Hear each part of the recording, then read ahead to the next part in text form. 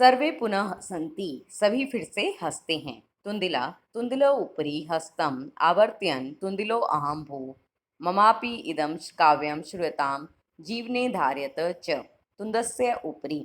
अब क्या है बेटा, एक मोटा सा जो पेट है, ऐसा एक बच्चा, ऐसा एक लड़का तुंदिला जिसका पेट बाहर निकला हुआ है, वो मंच पर प्रवेश करता है। और वो क्या कर रहा है, अपने हाथ अपने पेट के ऊपर हाथ फेरता हुआ आता है।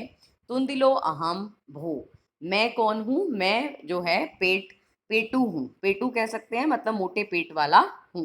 ममापि इदम, मेरे भी काव्य को सुनो, जीवनो धार्यत च, और अपने जीवन को धारण करो, और अपने जीवन में धारण करो, मतलब मैं जो कविताएं बता रहा हूँ उसे अपने जीवन में भी धारण करो। क्या कहना चाह रहा है ये, तो देखिए किसी तरह से व्यंग्य किया जा रहा है। परा अन्नम प्राप्य दुर्बधे माँ शरीरे दयाम कुरु, परा अन्नम दुर्लभम लोके शरीराणी पुनः पुनः। क्या मतलब, पराये दुर्बुद्धि का आगे बुरी बुद्धि वाले, तो मनुष्य को संबोधित करते हुए, सभी लोगों को संबोधित करते हुए कहा है कि बुरी बुद्धि वाले पराये अन्न को अन्न मतलब अनाज को प्राप्त करके माँ शरीरे दया करो, अपने शरीर पर दया मत करो। एक तरह से बेटा व्यंग्य किया गया है कि अगर आपको कहीं का किसी विवाह के या किसी तरह का आपको न्योता मिला हुआ है और आप कहीं पर गए हुए हैं, तो अगर आपको पराई जगह पर मुफ्त का अनाज खाने को मिल रहा है, तो एक तरह से व्यंग्य कर रहा है कि अपने शरीर पर दया मत करो, अर्थात जितना खाना चाह रहे हो खा लो, चाहे उसके बाद आपके चाहे पेट में दर्द हो, तो इस चीज़ के कोई फर्क नहीं पड़ता। एक तरह से व्यंग्य किया जा रहा है, मजाक उड़ाया जा रहा है। परा अन्नम दुर्लभम लोके शरीराणी पुनः पुनः, क्या कह रहे हैं कि लोके मतलब संसार में, परान्नम पराया अन्न जो है, अनाज जो है वो मिलना दुर्लभ है। शरीराणी पुनः पुनः, शरीर तो फिर से प्राप्त हो जाता है, पुनः पुनः शरीर तो फिर भी प्राप्त हो जाता है, परंतु मुफ्त का अनाज प्राप्त होना मुश्किल है। सर्वे पुनः अट्ठासम कुर्वन्ति, सभी फिर से क्या करते हैं, जोर से हंसते हैं। चार्वक आम आम, अब चार्वक नाम का बच्चा, बाल कवि, एक छोटा बच्चा आता है और वो क्या बताता है, हाँ हाँ, शरीरस्य पोषणम सर्वथा उचित में, शरीर का पोषण भी हमेशा ही उचित ही है। पोषण मतलब कि शरीर को ठीक रखना हमेशा से ही उचित ही है।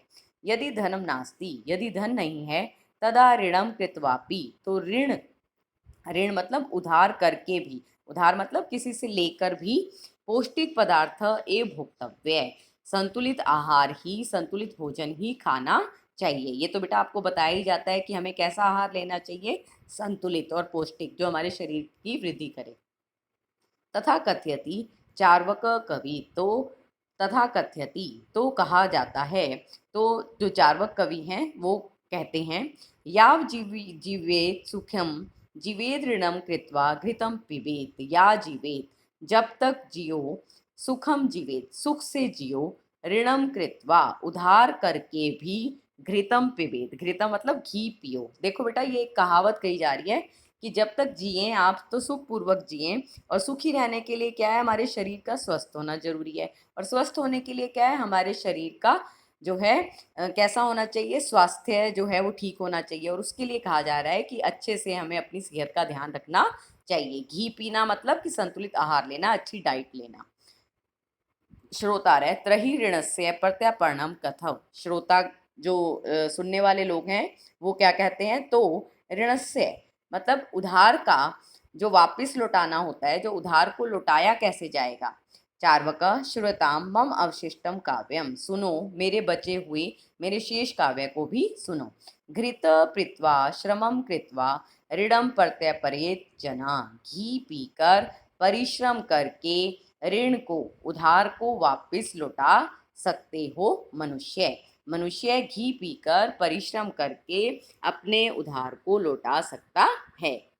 काव्य पार्श्वेन उत्प्रेरित एक बालको अपि आशु कविता रचयति हासम पूर्वकम च श्राव्यति, काव्य पाठ यानी कि कविता के पाठ को सुनकर और उससे प्रेरणा लेकर एक बच्चा भी छोटी सी कविता, जो वो उसी समय ही जो है बनाता है, ऐसी कविता को प्रस्तुत करता है, हासम पूर्वक और हंसी पूर्वक सुनाता है। बालका श्रुताम श्रुताम भो ममापि काव्यम, सुनिए सुनिए मेरे भी काव्य को सुनिए। क्या कहता है, काव्यम गजाधरम कविम चेवं तुन्दिल भोज्य लोलुपं कालान्तक तथा वैद्यं चार्वकं च नमाम्यहं गजाधर कविं चेवं तुन्दिल भोज्य लोलुपं कालांतक तथा वैद्यम चार्वकम च नमाम्यहम। क्या मतलब, क्या कह रहा है वो बालक इन चारों को नमस्कार कर रहा है। और किस तरह से, क्या कहता है?